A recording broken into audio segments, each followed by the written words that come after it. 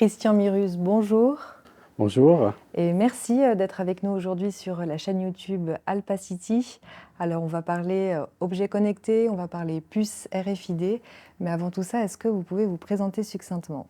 Oui, alors succinctement, je m'appelle Christian Mirus, comme vous l'avez déjà dit. Je suis ingénieur HES à la base en électronique. J'ai fini il y a déjà bien longtemps. C'était en 1995, si je me souviens bien. Et puis en spécialisation électronique. Et ce qui m'a amené aussi après à continuer dans l'électronique, évidemment, et puis arriver par un petit peu le hasard dans ce monde de la RFID et de l'IoT. Et j'ai commencé avec la RFID il y a à peu près plus de 20 ans. Oh, pas à peu près, ça fait plus de 20 ans que je suis dans la RFID, dans différentes entreprises que j'ai pu, on va dire, acquérir les connaissances autour de la RFID. Alors vous êtes Development Manager IoT et Identification Technologies chez HID Global. J'espère que Exact. j'ai dit Alors, le bon titre. je suis au niveau du business développement, oui. Ah, pardon, oui. Pas de souci. Au niveau du business développement, je suis chez HID. Il y a quelques mois en arrière, ça s'appelait encore HID Global. Ça a été dernièrement, le nom a été changé en HID pour simplifier un petit peu. HID est une société qui fait partie du groupe ASSA ABLOY. ASSA ABLOY, on va dire, c'est déjà une belle structure où grosso modo, il y a à peu près 50 000 employés au travers le monde, dans plus de 70 localisations différentes, pour un chiffre d'affaires grosso modo de 11 milliards. C'est des chiffres que je peux donner parce qu'on est coté en bourse, donc c'est des chiffres qui sont de toute façon publics, donc je peux les donner. Et au niveau de ASSA ABLOY, il y a une multitude d'entreprises, dont HID. Et moi, je fais partie de HID. Ensuite, HID, c'est une société à la base américaine. Pour donner une petite histoire, HID vient de Hughes Identification. Hughes, qui est le nom de Howard Hughes. Je ne sais pas si vous avez vu le film Aviator avec DiCaprio. Ça raconte l'histoire de Howard Hughes, justement. Et puis, il fabriquait les avions. Et à un moment donné, il a eu besoin d'avoir des systèmes de contrôle d'accès pour ces avions. Et il a créé HID, qui est Huge Identification, pour avoir ce contrôle, ces systèmes de contrôle d'accès dans les avions. Ah, D'où un petit peu l'histoire. Okay. D'où l'histoire qui date de ça a commencé dans les début des années 90 à peu près. Et donc moi je suis basé en Suisse, à Grange-Vevez, c'est tout près de la gare de Palaisieux, où peut-être pour des gens qui regarderont la vidéo, anciennement ça s'appelait Sokimat. Sokimat à la base c'était une entreprise qui fabriquait on va dire des micro-bobines pour l'industrie horlogère. Et puis dans les années 70, il y a eu la crise horlogère et la société a fait faillite et a été rachetée pour un franc symbolique par Gustafsson. Gustafsson, on le connaît, c'est un Suédois qui est à la base l'inventeur du Tetra Pak ou de la Tetra Brick, on va dire. Et puis, donc là, quand il a racheté pour un franc symbolique, le but c'était, il doit remonter l'usine ou remonter l'entreprise et en faire quelque chose. Donc ça n'a pas été donné comme ça, mais il fallait qu'il fasse, et puis surtout créer les postes de travail. Et là, il a commencé à réfléchir et il a eu cette idée de pouvoir connecter une puce électronique et la bobine qui va faire antenne et créer ce qu'on appelle le transpondeur, qui est la base, on va dire, de l'élément RFID pour l'identification. Donc, tout se regroupe à quelque part. Et c'était en 2007, Sokimat, qui fabriquait ces transpondeurs, tout ça, a été racheté par la société HID, et d'où maintenant tout est remis ensemble, et d'où je fais partie de toute cette boîte. Est-ce que la Suisse est un bon terreau pour tout ce qui concerne la miniaturisation? Alors, au niveau miniaturisation, déjà, quand on voit tout ce qu'on fait en horlogerie, on a un savoir-faire qui est exceptionnel, quoi. Je veux dire, que ce soit au niveau mécanique, mais que ce soit aussi au niveau électronique, microélectronique.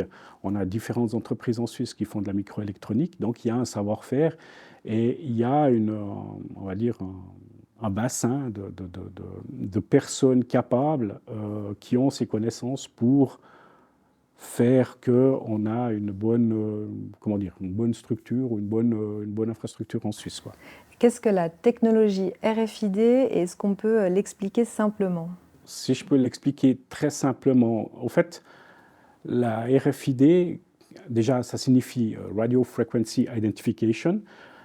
C'est qu'on utilise des ondes électromagnétiques pour communiquer entre ce qu'on appelle un lecteur, un système de lecture-écriture avec le transpondeur qui est l'élément d'identification, on va dire.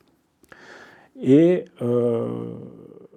donc pour expliquer simplement, c'est que le transpondeur va émettre ou va communiquer avec ce système de lecture-écriture son identifiant ou des données qu'il a pu, ou des données qu'on a pu inscrire dans sa mémoire s'il en a une. Pour être assez simple. Après, derrière, c'est clair, c'est un tout petit peu plus, un peu plus compliqué. Donc, on peut voir ça un petit peu comme un transformateur, où on a un primaire, un secondaire. Le primaire sera le lecteur, le secondaire sera le transpondeur.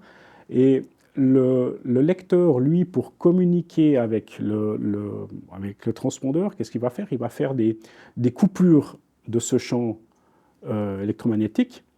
Je dis électromagnétique, ouais, je reviendrai peut-être après, parce que c'est un petit peu trop complexe après, pour rester simple. Mais il fait des coupures de ce champ électromagnétique qui va faire que de l'autre côté, le transpondeur va voir ces coupures et va les interpréter comme des 1 et des 0, et à la fin, ça va lui donner des informations. Donc on sait que toutes les datas sont codées binairement à la fin, au niveau le plus bas. Donc, avec ça, on peut envoyer des informations. Et de l'autre côté, le transpondeur, lui, va rester connecté sur ce champ électromagnétique. Et lui, qu'est-ce qu'il va faire? Il va faire des pseudo-courts-circuits qui vont faire que le champ va fluctuer. Et le lecteur, donc le système de lecture-écriture, lui, va décoder ces fluctuations. Et c'est comme ça qu'il y a une communication qui peut être établie entre le système de lecture-écriture et le transpondeur. Est-ce qu'on peut comparer cela aux morses? On pourrait le comparer un petit peu comme au morse, oui. Il y a une certaine similitude. Sauf que le morse, lui, il émet dans les deux sens. C'est-à-dire que d'un côté, on émet avec le morse, et de l'autre côté, on émet aussi avec le morse, à quelque part. D'accord? Là, on est sur il n'y en a qu'un qui émet, parce qu'à la base, la RFID, c'est une technologie, ce qu'on appelle passive, donc qui ne contient pas de batterie. Donc, on doit, avec ce champ électromagnétique, on lui fournit en même temps l'énergie. Donc, on ne va pas couper le champ pour lui enlever, on va dire, l'énergie, autrement, il ne va pas pouvoir répondre. Alors, si c'est bien correct, la technologie RFID vient de l'armée? À la base, effectivement, la RFID, c'était sur les avions.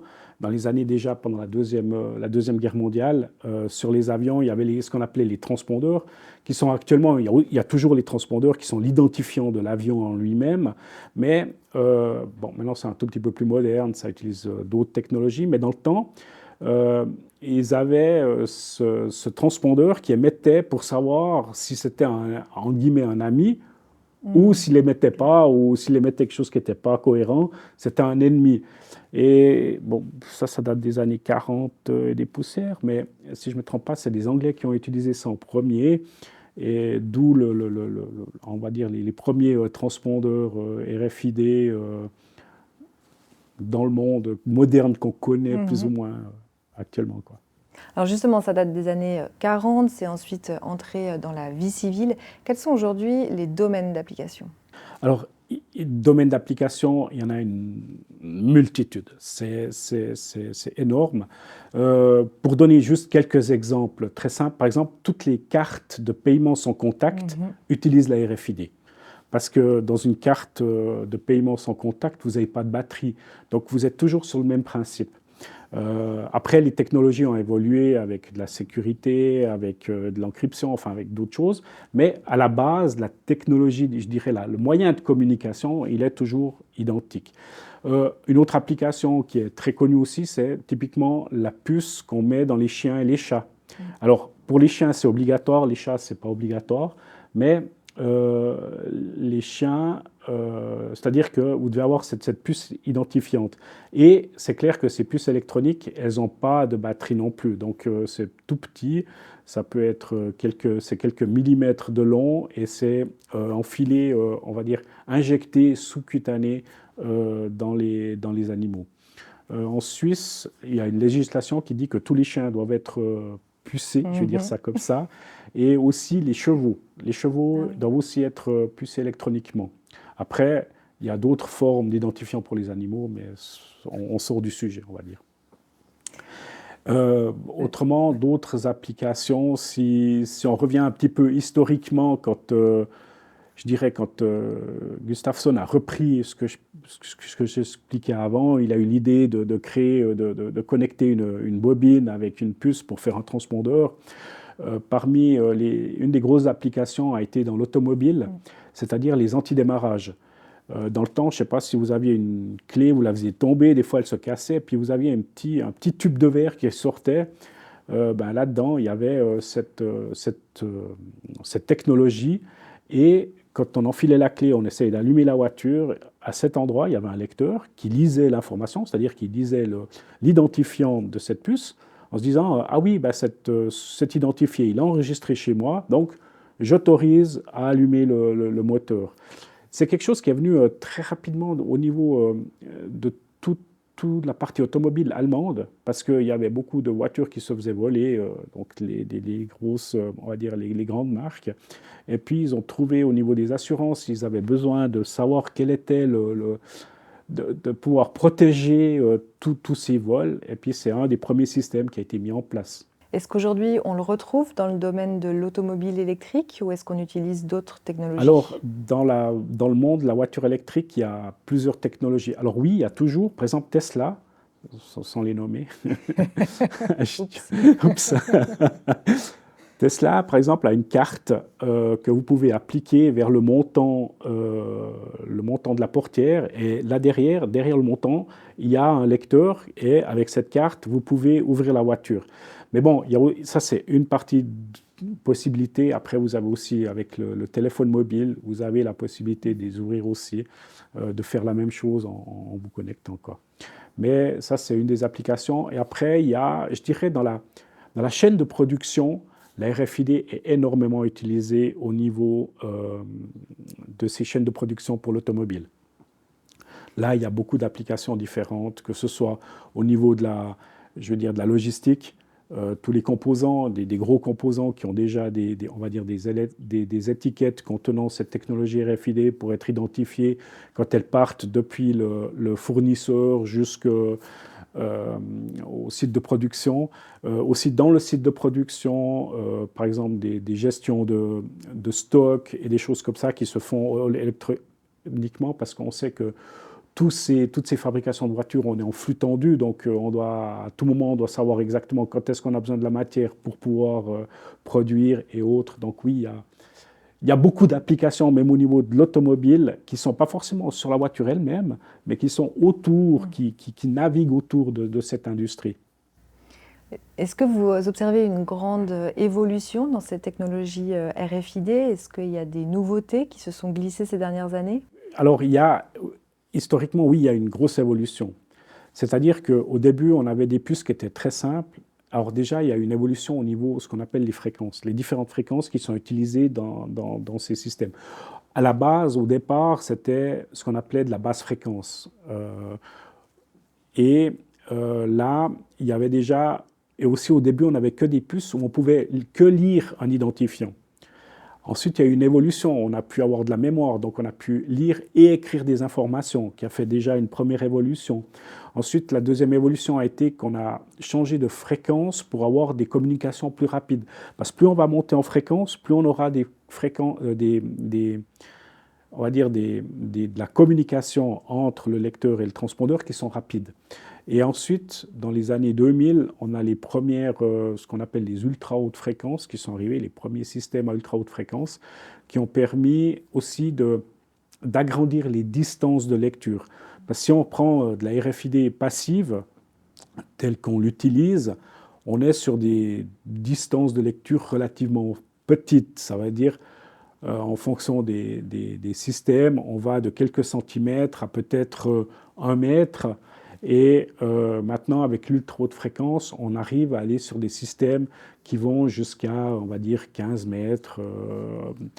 Au-delà, on peut aller au-delà, mais après, ça devient des systèmes un peu plus gros. Et puis aussi, vous avez pas mal de bruit autour et pas mal d'autres choses qui vont faire que ça devient un peu plus compliqué à saisir les identifiants. Alors, je voulais revenir sur vos activités au sein de HID. En Suisse, est-ce que vous êtes plutôt dans le département de la recherche et développement? Moi, personnellement, je suis plutôt au business development. Business development, on est plutôt une plateforme centrale. On est un petit peu les facilitateurs entre le client, le vendeur et tout ce qui est back-office, c'est-à-dire l'engineering, la production, la supply chain, pour que, au fait, tout ça fonctionne et qu'à la fin, le client, lui, reçoit le produit dont il a besoin. Et qui sont vos clients, justement? Alors, nos clients on a différentes sortes de clients. Donc, on a soit des OEM, Original Equipment Manufacturer, c'est-à-dire qu'ils vont intégrer la RFID dans leur système à eux. Un secteur d'activité, par exemple, de la construction, où on aimerait qu'ils ont des systèmes de pistolets pour différentes applications industrielles ou plutôt dans le bâtiment. Et vous avez des bonbonnes de gaz de recharge. Donc, eux, ils vont intégrer directement l'électronique RFID qu'on fournit dans leur bonbonne de gaz. Ainsi, à chaque fois qu'elle est insérée dans ce type de pistolet, on va pouvoir calculer ou compter le nombre de tirs qui ont été effectués avec la bonbonne et puis récupérer ou écrire cette information. Ainsi, même si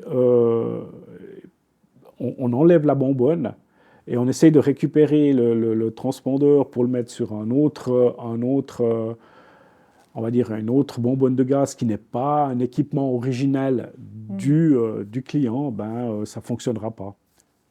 Des choses comme ça. Parce qu'on sait déjà que ça a été utilisé plusieurs fois, donc on ne peut pas réutiliser. Et si vous n'en avez pas, le système ne fonctionne pas parce qu'il n'identifie rien du tout, en fait. Même s'il y a une bonbonne qui est insérée, il ne va pas identifier. Ça, c'est un exemple, par exemple, typique OEM. Ensuite, on a tout ce qui est des revendeurs qui achètent nos produits et qui les revendent sur le marché parce que nous, on va pas directement chez les clients finaux. On ne s'occupe pas des clients finaux, on s'occupe vraiment, on a des canaux de distribution qui sont avec nos distributeurs. Et ensuite, on a les systèmes intégrateurs. Les systèmes intégrateurs, c'est ceux qui vont à la fin faire des systèmes complets, c'est-à-dire eux, ils vont vendre la solution complète, que ce soit le transpondeur, que ce soit le lecteur, le système de lecture-écriture, et que ce soit l'application, c'est-à-dire le software qui va manager toutes ces datas ou toutes ces données qui sont récupérées. Donc ça, c'est le système intégrateur qui le fait. Et nous, on vend à ces gens-là. Après, lui, il va vendre à son client final. Alors justement, j'allais partir sur ces questions de données et ce fameux big data. Alors vous avez la possibilité de capter, de collecter ces données à travers des capteurs. Est-ce que vous les traitez ensuite ou est-ce que vous faites appel à des intégrateurs qui s'occupent de cette partie? La plupart du temps, ce sont les intégrateurs qui vont récupérer les données et qui font la gestion de ces données. Après, qu'est-ce qu'ils font derrière? Comment ils le font? Il faudrait voir ça avec un système intégrateur. Il y a beaucoup de possibilités. De notre côté, on a aussi des systèmes qui sont, on va dire, un peu plus... on va sortir un tout petit peu de la RFID standard, on sera déjà dans l'IoT, où on aura par exemple des systèmes de mesure de vibration sur des moteurs, ou des systèmes de mesure de température sur différents objets. Et il y a une intelligence artificielle derrière aussi, Mhm. à quelque part, qui va récupérer toutes ces données et qui va les mettre en forme. C'est-à-dire, par exemple, les vibrations. Le but de la vibration, c'est de voir si un moteur est en train de partir, je veux Mm. dire, en cacahuète, dans le sens où par exemple, il surchauffe, où il a des vibrations anormales. Et il y a une analyse qui est faite là autour, parce qu'au début, il faut déjà apprendre, en fait, le logiciel va apprendre le fonctionnement du moteur quand il est installé, et avec ça, il va pouvoir voir dès qu'il y a les déviations.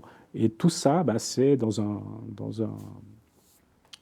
engine, un monitoring engine qui est un software qui va utiliser toutes ces données, quoi. Donc oui, alors on récupère toutes ces datas. Après, est-ce que c'est big ou pas? Ça, c'est encore la grosse discussion parce qu'on parle toujours de ces big data, mais Oui. après, qu'est-ce qui est big, qu'est-ce qui n'est pas big? Mhm. C'est toujours un petit peu où est la limite, quoi. Qualité versus quantité. Exactement. Justement, vous parliez d'IoT. Quelle est la différence finalement entre IoT et RFID? Est-ce que ce sont deux technologies complémentaires? On pourrait dire que la RFID est une sous-partie de l'IoT. La grosse différence, c'est que la RFID, tel que je l'ai expliqué à la base, ne contient pas de batterie. C'est-à-dire que c'est un système qui est entièrement passif. Donc on doit lui amener l'énergie pour pouvoir communiquer avec. L'IoT, tel que les gens le conçoivent, la plupart du temps, ce sont des capteurs ou des systèmes d'identification qui contiennent une batterie et qui émettent. Soit on émet via Bluetooth, LoRa, il y a beaucoup de différentes possibilités d'émettre ces données vers un système ou vers un cloud qui récupère toutes ces datas. Donc, je dirais que la RFID est un sous-ensemble de l'IoT, à quelque part. Quelles sont les applications de demain à travers des technologies RFID ou IoT qui seront plus précisément utilisées dans le monde de l'environnement? Alors, dans le monde de l'environnement, on a déjà des grosses applications. C'est-à-dire qu'actuellement, le but, c'est de faire le pollueur-payeur. Mhm. D'accord? Et on a des gros projets, par exemple en Allemagne, ce qui est bien reconnu là-bas, c'est ce qu'ils appellent le BDE. En fait, c'est la gestion des poubelles. D'accord. Et dans beaucoup de communes en Allemagne, chaque poubelle a un identifiant. Alors, qu'est-ce qui se passe? C'est dès que le camion arrive pour récolter les poubelles ou pour vider les poubelles, la première chose qu'il va faire, c'est la soulever. En soulevant cette poubelle, il va identifier de un la poubelle parce qu'il y a un transpondeur dessus. Sur le système de soulevage, il y a un lecteur. Il va pouvoir permettre. Et en même temps, il va la peser. Donc, il va savoir, OK, ben, chez cette personne, j'ai pris X kilos que j'ai récupéré, que j'ai mis dans la poubelle. Et avec ça, il va pouvoir faire la facturation. La commune va pouvoir facturer ce service et le coût au fait de ce que la personne a jeté. Donc on serait facturé au poids On de sera nos facturé au poids, déchets. exactement. Actuellement, c'est un petit peu ce qu'on a déjà dans certaines communes. Il y a ces gros systèmes où vous devez en premier, ben, vous avez aussi des cartes sans contact, hein, vous devez appuyer la carte, ça vous reconnaît, ça ouvre le système, vous pouvez mettre votre poubelle, ça pèse, et puis ça vous décompte parce que vous avez payé à l'avance, je ne sais pas, 50, 60 francs, et au fur et à mesure où vous mettez votre poubelle, ben, ça Mhm. décompte la valeur que vous avez sur votre carte. Et aussi, par exemple, ben, les systèmes Moloch, où vous avez ces gros systèmes où il y avait une porte, vous devez mettre souvent, alors il y en a des systèmes où il n'y a rien, mais dans certaines communes, vous devez avoir une carte, vous devez poser la carte sur le lecteur pour pouvoir ouvrir, pour pouvoir mettre votre poubelle. Comme ça aussi, à la limite, on a un contrôle de savoir le nombre de personnes ou le nombre de kilos qui sont mis dans ces systèmes-là, quoi. Donc oui, la RFID est utilisée dans la partie environnementale, on va dire, surtout la gestion des poubelles. Alors j'avais une question sur les enjeux concernant les matières premières. J'imagine que vous avez été confronté aux problèmes de livraison, Ça, c'est, que vous êtes on va, peut-être encore confronté aujourd'hui à ces difficultés. Est-ce que vous pouvez nous en dire plus? On a été, on est encore et on le sera encore pendant quelques mois, certainement. C'est vrai que lorsqu'il y a eu le premier lockdown du Covid, tout s'est arrêté. Mm. Et quand il a fallu remettre tout en route, ça a été un peu le problème. Et beaucoup de fonderies qui faisaient des puces électroniques ont pris du retard.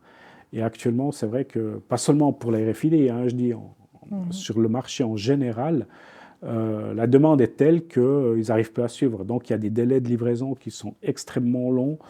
Et souvent, vous devez passer déjà vos commandes pour 2024. Vous les passez déjà quasiment maintenant pour être sûr d'être livré en 2024, d'avoir l'approvisionnement de la matière première, qui sont pour nous, par exemple, les puces électroniques. Après, il y a d'autres matières aussi qui viennent autour, mais bon. Quelles sont les matières premières nécessaires à la fabrication des puces RFID? Alors, pour les puces, on va dire la matière première, c'est du silicium, hein, c'est Mhm. du sable.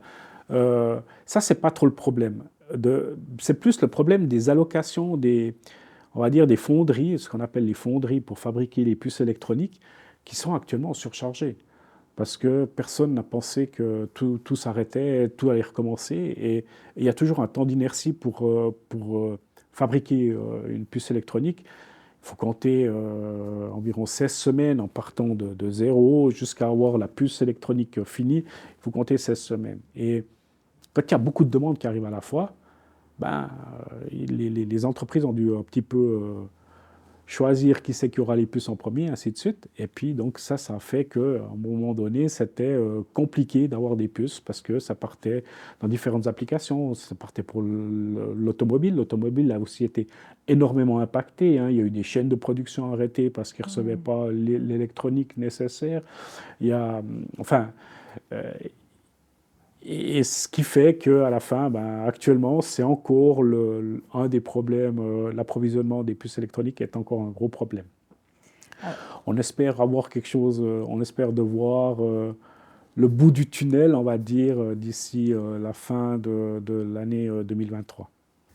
alors, si je comprends bien, les matières premières sont aujourd'hui disponibles, hein, pour fabriquer ces puces RFID, mais dans un monde où les ressources, on le sait, sont limitées, est-ce qu'il y a une vision à long terme sur certains changements des secteurs? Ça, c'est une bonne question. Effectivement, ce qu'on voit apparaître actuellement, c'est typiquement la carte bancaire. Mm. La carte bancaire, actuellement, tout le monde en a. Mais on voit aussi qu'il y a de plus en plus d'applications avec le smartphone qui peuvent émuler, on va dire, la carte bancaire. Donc, est-ce que dans un futur, dans combien de temps, parce qu'on a encore tout le monde est encore un petit peu, on va dire, a besoin d'avoir De de toucher, toucher. ouais. Quand c'est trop virtuel, les gens, des fois, ils en ont un petit peu peur. Donc, ils ont encore besoin de cette carte ou même du liquide. On va déjà partir du liquide, Mhm. après à la carte. On a déjà un premier saut, puis après de la carte à d'autres systèmes, on a encore un saut. Donc, il y a des gens encore qui sont un petit peu récalcitrants. Mais c'est vrai qu'à long terme, probablement, c'est je pense, des domaines on va voir une diminution de besoins. Un autre besoin, ça sera peut-être aussi tout ce qui est ticketing. Mm. Typiquement, on fait des tickets aussi, tout ce qui est ticketing pour des contrôles d'accès. Par exemple, typiquement, euh, il y a eu des press releases au niveau de HID où on est à la Coupe du Monde au Qatar, Mhm. où on fait le ticketing pour la Coupe du Monde, que ce soit pour les billets, donc pour aller accès au match, ou bien que ce soit des cartes spéciales, on va dire VIP, tout ce qui se trouve autour, tous les gens qui se promènent à l'intérieur des stades, mais qui ne sont pas des spectateurs, mais qui font Mhm. partie du staff, qui font partie de toutes ces choses, où là aussi on utilise du ticketing. Alors c'est vrai que cette partie de ticketing, à un moment donné, elle va aussi passer probablement sur des applications. On va avoir de plus en plus de ces tickets qui vont être, au lieu d'être électroniques, au lieu d'être papier électronique, ils seront mis directement sur du système mobile ou autre, quoi. Donc oui, on voit des évolutions dans ce sens-là aussi au niveau de diminution d'utilisation à quelque part d'une certaine matière première, quoi. Je voulais revenir sur les compétences. Vous êtes combien aujourd'hui chez HID Suisse? Au sein de HID Suisse, on a à peu près une cinquantaine de personnes. Les profils sont des ingénieurs, des... Les profils sont...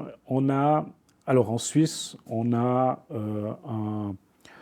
la partie engineering, effectivement, donc ils sont des ingénieurs, que ce soit ingénieurs électroniques, que ce soit des spécialistes RF pour tout ce qui est radiofréquence, des ingénieurs en matériaux, ou des ingénieurs en mécanique, par exemple, pour la fabrication des machines. Parce que ce qu'il faut savoir aussi, c'est que nos centres de production, donc on a différents centres de production, vu qu'on fabrique nous-mêmes nos transpondeurs, et à la fin, ces transpondeurs sont mis dans des packaging. Donc on a des ingénieurs qui font les machines pour pouvoir faire tout cela. Et là, on a différents profils. On a des automaticiens, on a des ingénieurs en mécanique qui font la structure, qui font toute la partie équipementière de la machine. Hein. Et après, il y a l'automaticien, lui, va mettre que tout ça bouge correctement et se fasse correctement. Et puis, donc là autour, on a pas mal de profils un petit peu différents sur tout ce qui est engineering.